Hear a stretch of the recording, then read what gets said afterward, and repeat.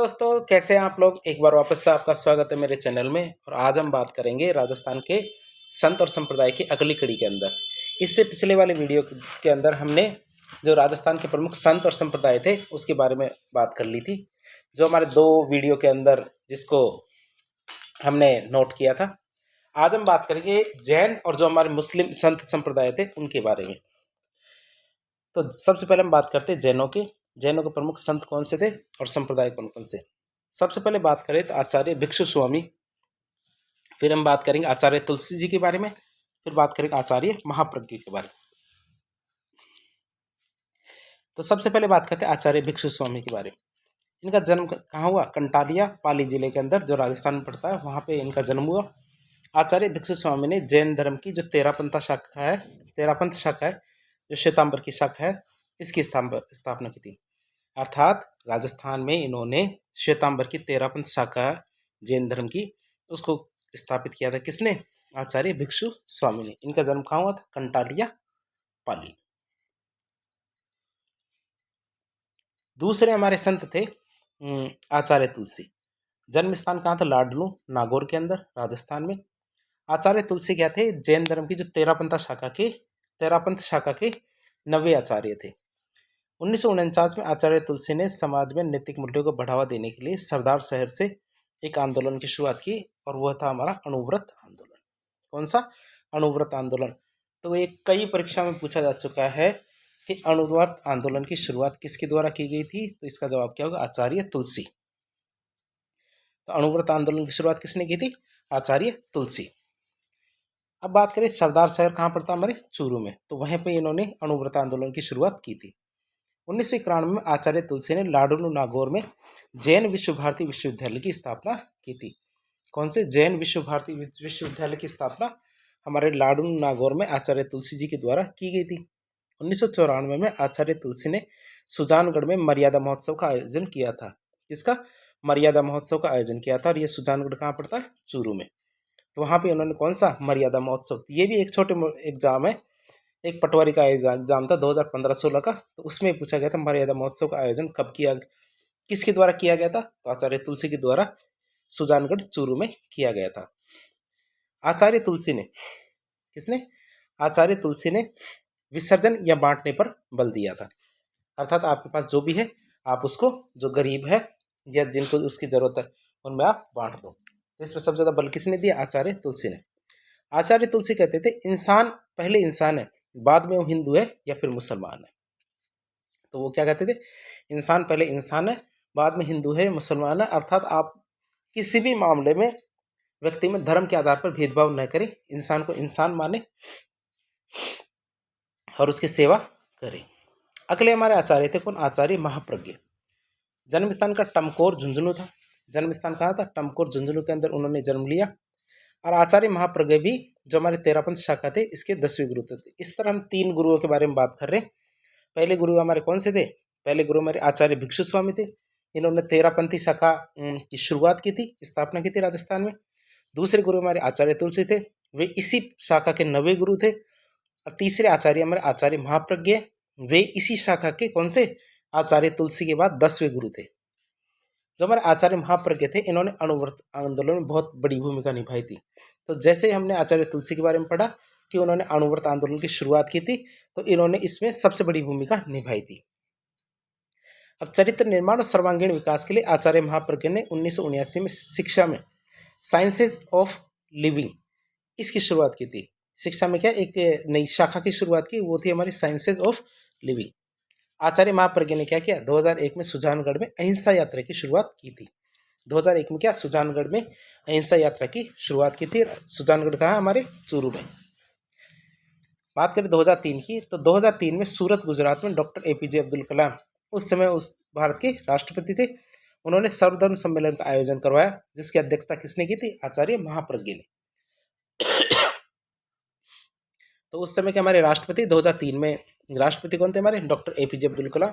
उन्होंने सर्वधर्म सम्मेलन का आयोजन कराया। कहाँ? सूरत गुजरात में, जिसकी अध्यक्षता किसने की थी? आचार्य महाप्रज्ञ ने। आचार्य महाप्रज्ञ के द्वारा कौन कौन सी पुस्तकें लिखी गई? तो इनके द्वारा द फैमिली एंड नेशन और इकोनॉमिक्स ऑफ महावीर, तो ये 2 पुस्तकें लिखी गई। तो इस तरह हमने जैन जो संत थे उनके बारे में बात की। अब हम बात करेंगे जो मुस्लिम समुदाय थे, उनके जो मुस्लिम संत थे और उनके संप्रदाय थे, उनके बारे में बात करें।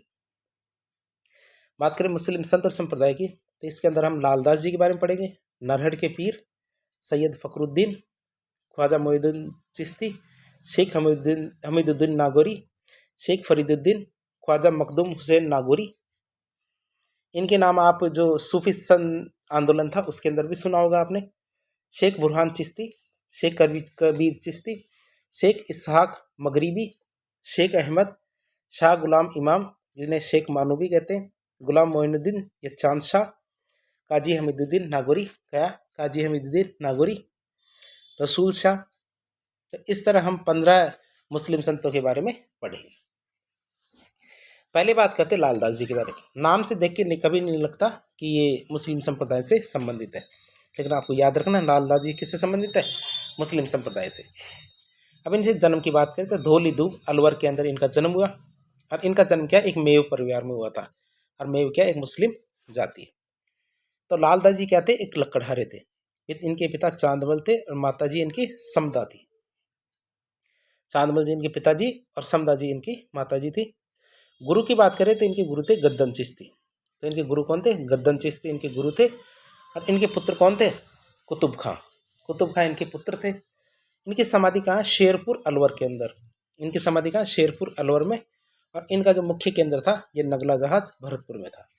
तो लालदास जी का जो मुख्य केंद्र था तो वो क्या था, हमारे भरतपुर के अंदर नगला जहाज नाम की जगह वहाँ पे। अब बात करें लालदास जी के उर्स या मेले की, तो ये साल में 2 बार बढ़ते हैं। एक तो आश्विन शुक्ल एकादशी के दिन और एक माघ पूर्णिमा के दिन। तो लालदास जी के 2 मेले बढ़ते हैं। कौन कौन से, आश्विन शुक्ल एकादशी के दिन और माघ पूर्णिमा के दिन। लालदास जी क्या थे, दादू दयाल जी के समकालीन थे। लालदास जी क्या थे, दादू दयाल जी के समकालीन थे। मेवात क्षेत्र में लालदास जी का प्रभाव बहुत ज़्यादा था। लालदास जी ने क्या, मेवाती भाषा में अपने उपदेश दिए थे, जो एक सामान्य लोगों की भाषा थी, जिससे वो क्या है, लोगों से अपने आप को जोड़ पाते थे। लालदास जी के जो पुत्र थे कुतुब खां, उनका मुख्य केंद्र क्या, बांदोली था। तो उन्होंने अपना मुख्य केंद्र बांदोली में बनाया, और बांदोली कहाँ पड़ता है, हमारे अलवर में। दूसरे संत है हमारे कौन, नरहड़ पीर। नरहड़ पीर की बात करें तो इनका मुख्य केंद्र कहाँ था, नरहड़ झुंझुनू के अंदर। अब नरहड़ पीर का एक मेला लगता कृष्ण जन्माष्टमी के दिन। कब, कृष्ण जन्माष्टमी के दिन नरहड़ पीर का मेला लगता कहाँ, नरहड़ झुंझुनू में। और इनको हजरत शक्कर बाबा भी कहते हैं। जो हमारे नरहड़ पीर है इन्हीं को हजरत शक्कर बाबा भी कहते हैं, और यही बागड़ के धनी है। कभी कभी कई परीक्षा में पूछा जाता है कि राजस्थान में बागड़ के धनी किसे कहा जाता है, तो बाद में कई ऑप्शनों में आता है, लेकिन हम चूक जाते हैं, क्योंकि जो हमारे नरहड़ के पीर कौन है, वो बागड़ के धनी कौन है, नरहड़ के पीर या नरहड़ पीर। जो हमारे नरहड़ पीर है ये सलीम चिश्ती के शिष्य थे। अतः सलीम चिश्ती थे नरहड़ पीर के शिष्य। तो गुरु कौन थे, नरहड़ पीर, और उनके शिष्य कौन थे, सलीम चिश्ती। तो आप याद रखेंगे इस चीज़ को। फिर बात करें हमारे सैयद फखरुद्दीन। सैयद फखरुद्दीन की बात करें तो इनका मुख्य केंद्र गलियाकोट डूंगरपुर था। इनका मुख्य केंद्र क्या था, गलियाकोट डूंगरपुर। गलियाकोट क्या है, दाऊदी बोहरा संप्रदाय का मुख्य केंद्र है। गलियाकोट क्या है, जो दाऊदी बोहरा संप्रदाय है ना, उसका मुख्य केंद्र माना जाता है। इसके मेले की बात करें तो इसका मेला मुहर्रम जो महीना होता है, मुस्लिम समुदाय का महीना, उसकी 27 तारीख को लगता है। जो मुस्लिम संप्रदाय के 12 महीने, उनमें से एक महीना कौन सा, मुहर्रम, तो उसकी 27 तारीख को सैयद फखरुद्दीन का मेला लगता है। और किससे संबंधित है, ये गलियाकोट डूंगरपुर से।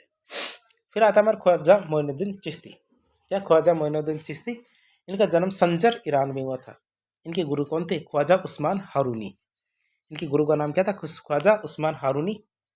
मोहम्मद गौरी के जब आक्रमण हुए थे भारत के अंदर, तब ख्वाजा मोइनुद्दीन चिश्ती भारत आए थे। मोहम्मद गौरी के आक्रमण किससे हुए थे, हमारे पृथ्वीराज चौहान के साथ आक्रमण हुए थे। उस दौरान ये हमारे भारत के अंदर आए थे। पृथ्वीराज चौहान के शासनकाल में मोइनुद्दीन चिश्ती ने अजमेर में को अपना केंद्र बनाया था। फिर मोहम्मद गौरी ने ख्वाजा मोइनुद्दीन चिश्ती को सुल्तान उल हिंद की उपाधि दी थी। तो परीक्षा में आ जाए आपके, ये पूछा जाए कि सुल्तान उल हिंद की उपाधि किसे दी गई थी, तो ये हमारा ख्वाजा मोइनुद्दीन चिश्ती को दी गई थी। और किसने दी थी, मोहम्मद गौरी ने। जो हमारे दिल्ली के सुल्तान थे इल्तुतमिश, उन्होंने अजमेर में ख्वाजा मोइनुद्दीन चिश्ती की दरगाह का निर्माण करना शुरू किया था। तो दोनों चीज़ें शुरू किसने किया, पूरा किसने कराया। जब हमारे ख्वाजा मोइनुद्दीन चिश्ती की दरगाह को शुरू कराना तो हमारे इल्तुतमिश ने किया था, और पूरा किसने करवाया था, ये हमारे मालवा के सुल्तान थे गयासुद्दीन खिलजी। कौन, मालवा के सुल्तान गयासुद्दीन खिलजी ने दरगाह का काम पूरा कराया, और शुरू किसने कराया था, इल्तुतमिश ने। तो दोनों का नाम आप याद रखना। मोहम्मद बिन तुगलक पहला सुल्तान था जिसने क्या किया, ख्वाजा मोइनुद्दीन चिश्ती की दरगाह की यात्रा की थी। क्यों, क्योंकि इल्तुतमिश ने या फिर गयासुद्दीन खिलजी, इन दोनों ने क्या है, पैसा दिया है, इनकी यात्रा नहीं की। तो मोहम्मद बिन तुगलक क्या था, पहला सुल्तान था जिसने क्या किया था, मोहम्मद ख्वाजा मोइनुद्दीन चिश्ती की दरगाह की यात्रा की थी। बात करें अकबर की, तो अकबर ने मोइनुद्दीन चिश्ती की दरगाह की कितनी बार, 14 बार यात्रा की थी। अकबर ने जो ख्वाजा मोइनुद्दीन चिश्ती की दरगाह को 18 गांव दान में दिए थे। आप ये सोचते होंगे गांव में को दान में देने से फायदा क्या होगा। गांव दान में देने से ये फायदा होता है कि जो उन गांवों से राजस्व प्राप्त होता है, उस राजस्व का उपयोग जो दरगाह है उसकी साफ सफाई और जरूरत की चीजें और जो उनमें दान दक्षिणा दी जाती है उसके लिए किया जाता है। मेवाड़ के महाराणा जगत सिंह सेकंड, कौन, मेवाड़ के महाराणा थे जगत सिंह सेकंड, उन्होंने ये जो दरगाह है इसको 4 गांव दान में दिए थे। जोधपुर के महाराजा अजीत सिंह ने ख्वाजा मोइनुद्दीन चिश्ती की दरगाह को भूमि अनुदान दी थी। और मराठे भी इससे पीछे नहीं थे। हमारे छत्रपति शाहू जी ये पहले मराठे बने जिन्होंने ख्वाजा मोइनुद्दीन चिश्ती की दरगाह के लिए उपहार भेजे थे। औरंगजेब की बहन जो जहां आरा थी, वो ख्वाजा मोइनुद्दीन चिश्ती की दरगाह की यात्रा उन्होंने की थी। जहां आरा ने ख्वाजा मोइनुद्दीन चिश्ती की जीवनी भी लिखी है, उसका नाम मुनीस उल अकाहा था। तो ध्यान रखना, एक जीवनी है मुनीस उल अखा। तो ये जीवनी किसकी है, ये हमारा ख्वाजा मोइनुद्दीन चिश्ती की थी। किसने लिखी है, जहां आरा ने। और जहां आरा कौन थी, हमारा औरंगजेब की बहन। अब इसके उर्स मेले की बात करें तो ख्वाजा मोइनुद्दीन चिश्ती का मेला रज्जब वहाँ की 1 से 6 तारीख तक लगता है। कहाँ, अजमेर में। अजमेर में 1 से 6 तारीख तक हमारे ख्वाजा मोइनुद्दीन चिश्ती का मेला लगता है। कौन से महीने में, रज्जब महीने में। भीलवाड़ा का जो गोरी परिवार है, क्या, भीलवाड़ा का गोरी परिवार झंडा चढ़ाकर जो हमारे ख्वाजा मोइनुद्दीन चिश्ती के उर्स की शुरुआत करता है। तो ये भी आप याद रखेंगे। तो ख्वाजा मोइनुद्दीन चिश्ती के उर्स की शुरुआत कैसे होती है, भीलवाड़ा में गोरी परिवार है, ये जब झंडा झंडा चढ़ाता है तो उसके बाद ही ये उर्स की शुरुआत या मेले की शुरुआत होती है।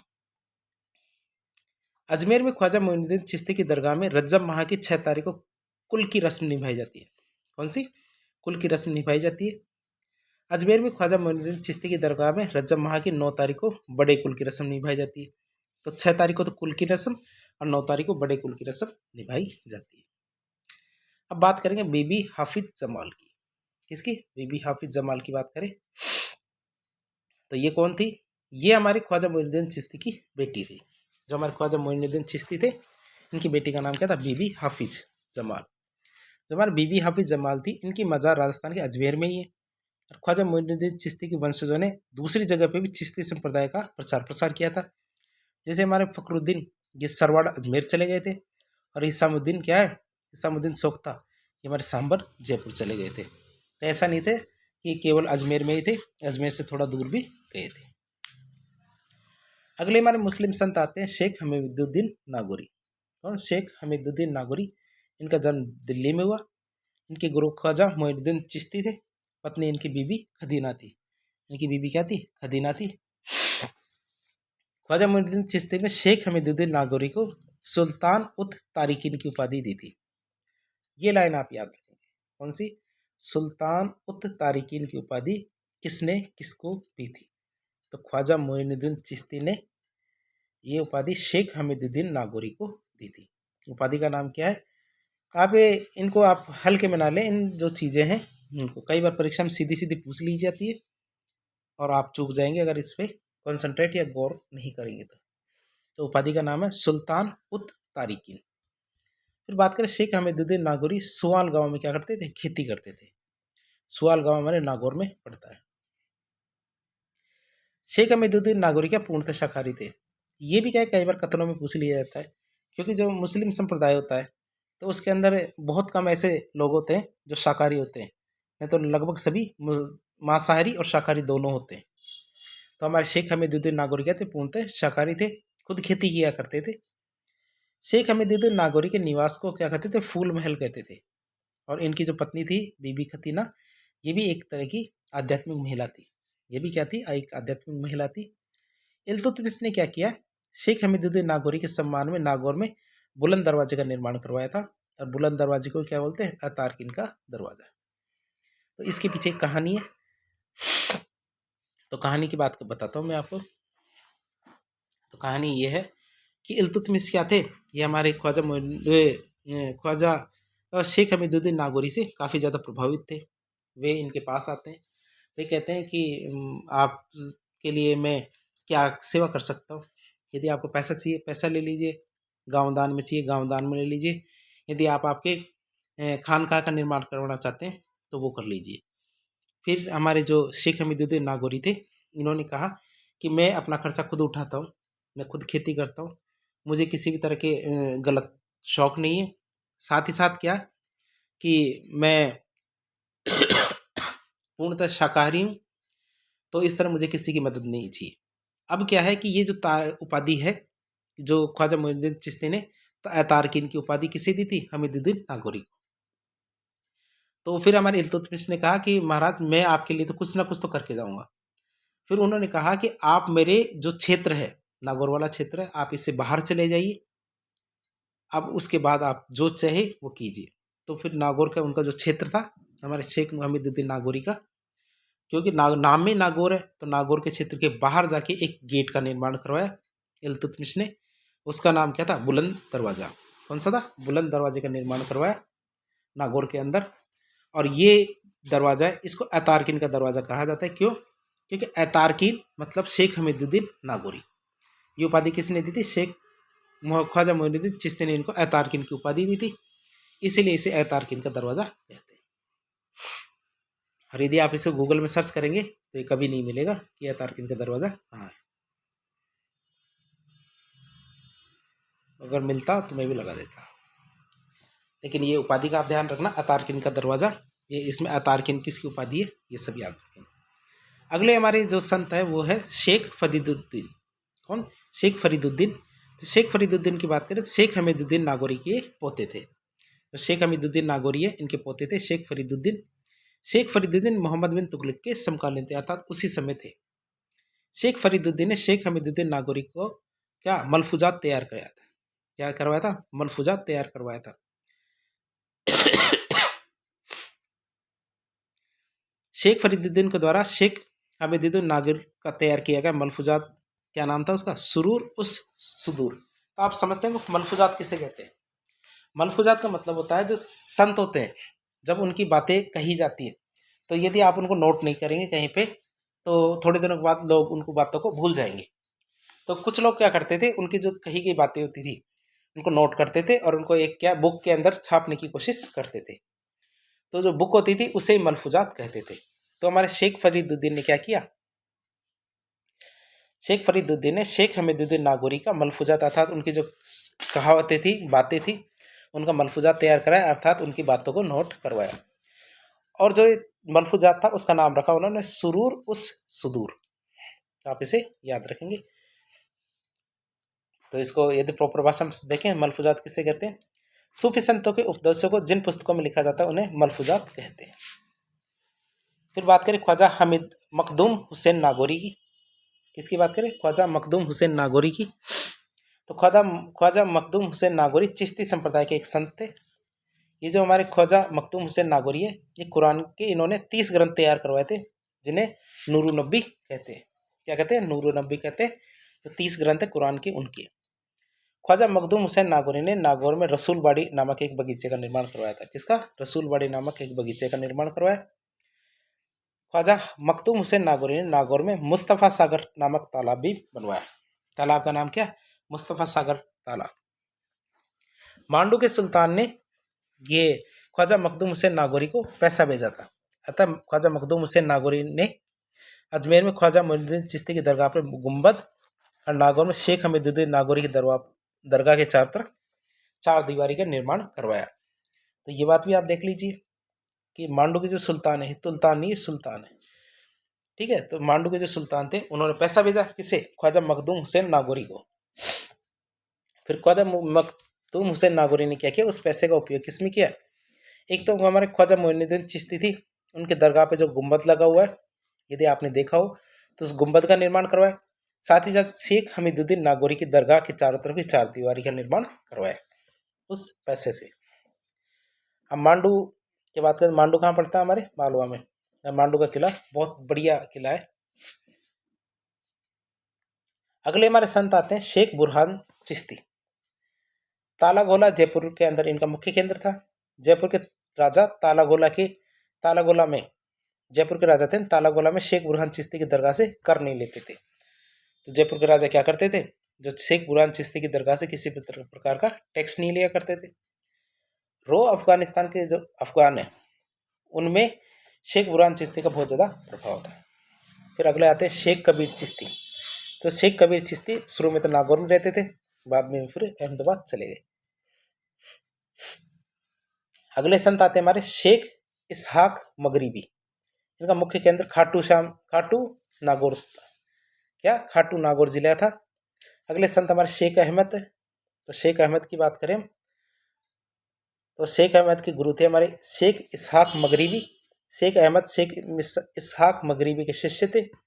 शेख अहमद ने क्या की थी, हज यात्रा की थी। और हज का मतलब होता है मक्का मदीना की यात्रा करना, हज यात्रा कहलाती है, जो हमारे सऊदी अरब में पड़ता है। 1398 में शेख अहमद ने दिल्ली में तैमूर से मुलाकात भी की थी।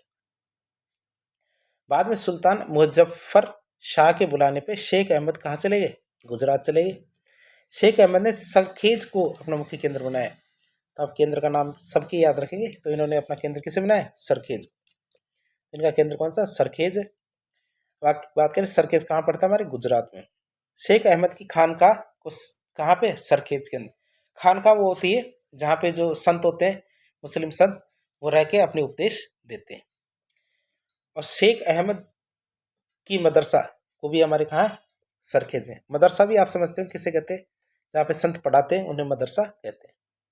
तो शेख अहमद की जो मज़ार है वो सरखेज में है। तो आप देख लेते खानका मदरसा मज़ार क्या होता है। यदि परीक्षा में पूछा जाए तो आप इनका मतलब यही लिख के आएंगे, तभी पूरे नंबर मिलेंगे। खानका किसे कहते हैं, जहाँ सूफी संत रहते हैं उस स्थान को खानका कहते हैं। मदरसा जहाँ सूफी संत पढ़ाते हैं उस स्थान को मदरसा कहते हैं। और मज़ार सूफी संत को जहाँ दफनाया जाता है उस स्थान को मज़ार कहते हैं। बात करें शेख अहमद की, तो इनकी उपाधि है कुतुब उल अख्ताब। इनकी उपाधि क्या है, कुतुब उल अख्ताब और गंजबख्श। कौन सी है, कुतुब उल अख्ताब और गंजबख्श, ये इनकी उपाधियां हैं। अगले हमारे संत है शाह गुलाम इमाम या शेख मानू। तो हमारे जो संत है, संत का नाम है शाह गुलाम इमाम या शेख मानू। शाह गुलाम इमाम को ही शेख मानू कहते हैं। शाह गुलाम इमाम क्या है, शेख हमीदुद्दीन नागौरी के वंशज थे। किसके, शेख हमीदुद्दीन नागौरी के वंशज थे कौन, शाह गुलाम इमाम।